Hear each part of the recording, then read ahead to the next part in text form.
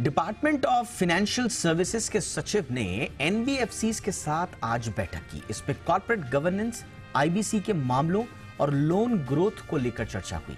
यही नहीं, आरबीआई ने इंफ्रास्ट्रक्चर के ड्राफ्ट गाइडलाइन पर भी चर्चा की।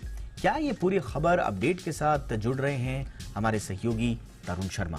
तरुण, बताइए किन मामलों में आज की ये मीटिंग खास थी और क्या कुछ निकल कर आया इससे?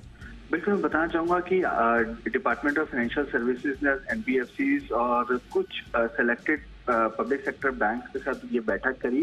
इस बैठक का जो मुख्य मुद्दा था वो एक कम्युनिकेशन था एनबीएफसीज के साथ। एनबीएफसीज ने भी अपने कंसर्न रखे और सरकार ने भी अपने कंसर्न्स उनको बताए, जिसमें सबसे बड़ा मुद्दा जो था वो आरबीआई की जो ड्राफ्ट गाइडलाइन या कहें कि ड्राफ्ट कंसल्टेशन पेपर जो इंफ्रास्ट्रक्चर लैंडिंग के लिए आया है, जिसमें जो प्रोविजनिंग है उसको 5% तक बढ़ाने की बात की गई है। ये प्रमुखता से इस पर डिस्कस हुआ। इसके साथ साथ ये भी डिस्कस हुआ कि किस तरीके से एनबीएफसीज को कामकाज अपना वो बढ़ा सकती हैं। एनबीएफसीज ने कहा कि हमें यूपीआई का सपोर्ट भी चाहिए होगा, क्रेडिट कार्ड भी हमें बेचने की अनुमति मिले, जो कि वैसे आरबीआई के रेगुलेशंस में आता है। तो लेकिन एक तरीके की विश लिस्ट उन्होंने डीएफएस के सामने रखी। लेकिन डीएफएस ने भी साफ तौर से कहा कि जिस तरीके से ऊंची ब्याज दरों पे लोन दिए जा रहे हैं ये एक्सेप्टेबल नहीं है। इस पे एनबीएफसीज को अपना कामकाज करना होगा और इसके साथ साथ जो रिकवरी करने का जो प्रोसेस है एनबीएफसीज का वो काफी पेचीदा है और कई बार उनकी शिकायतें यहाँ पे देखने को मिलती है। तो इस पे भी एनबीएफसीज को काम करना होगा, क्योंकि मैं अपने दर्शकों को बताना चाहूंगा पार्लियामेंट में भी कई बार ये सवाल उठते हैं कि ऊंची दरों पे एनबीएफसीज ब्याज वसूलती हैं और जो रिकवरी का जो प्रोसेस है, चाहे वो हरासमेंट जो एनबीएफसीज की तरफ से किया जाता है वो उसको कहीं ना कहीं एक तरीके को बदलना होगा। एक हाई हेडनेस नहीं चल पाएगी लंबे समय तक।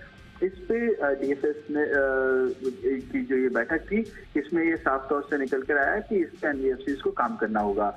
इसके साथ साथ गोल्ड लोन पे भी बात हुई कि कैसे गोल्ड लोन के जो मामले थे या टेक्नोलॉजी के जो मामले थे जिस पे आरबीआई ने अपना एक ऑर्डर भी कई एनबीएफसीज के खिलाफ ऑर्डर भी पास किया है, तो वो भी एक डिस्कशन का पॉइंट था। लेकिन मुख्यतः जो डिस्कशन हुआ वो आरबीआई के ड्राफ्ट गाइडलाइन के लिए हुआ। एक को लैंडिंग पे भी इस डिस्कशन किया गया कि एनबीएफसीज और बैंक मिलकर को लैंडिंग करे। देश के अंदर को लैंडिंग का प्रोसेस ज्यादा नहीं पा रहा है, तो उसमें जो जो प्रॉब्लम्स है, चाहे वो टैक्सेशन की प्रॉब्लम है या मार्जिन्स को लेकर जो कंसर्न्स हैं, उन सब पे डीएफएस ने एसबीआई को कहा एक कमेटी बनाई जाए और उस कमेटी पे कंसर्न्स रखे जाए और जो जिन जिन डिपार्टमेंट के साथ ये बातचीत करनी है वो डीएफएस और एसबीआई मिलकर बातचीत करेगा।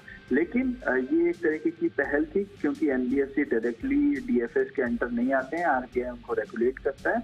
लेकिन जो उनके कंसर्न्स हैं उनको डीएफएस ने आज सुना और डीएफएस ने भी अपनी बात साफ तौर से कही कि ऊंची ब्याज दरों को किस तरीके से आप मिटिगेट करेंगे, किस तरीके से इसको।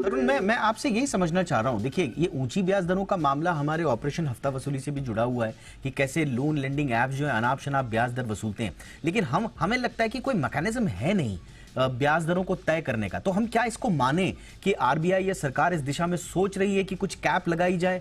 अच्छा, अगर लगानी है तो स्वयं से लगाएं। आप बैंक्स को बोलकर क्या कुछ समाधान निकाल पाएंगे?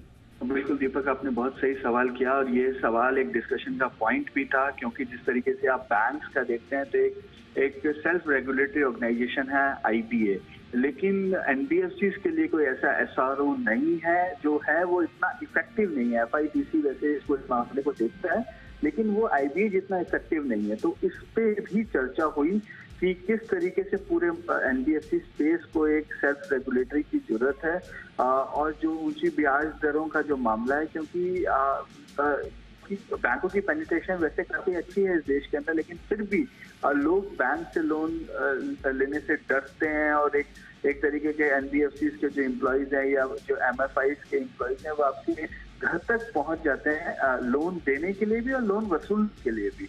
तो ये दोनों ही चीजों को देखना होगा। पेनिट्रेशन करना अच्छा है, लेकिन जिस तरीके से ब्याज या कहेंगे इंटरेस्ट रेट को रखा जाता है 24% से 36% तक भी उसको कहीं ना कहीं शुक्रिया तरुण इस तमाम जानकारी के लिए। तो अब देखना वाकई में दिलचस्प होगा कि आगे इस पर क्या मैकेनिज्म, क्या रोड मैप तैयार होता है ऊंची ब्याज दरों को लेकर। बाकी को लेंडिंग वगैरह पे बड़ी महत्वपूर्ण ये चर्चा हुई है। इसके आगे जो भी अपडेट्स होंगे हम आप तक लाते जरूर रहेंगे।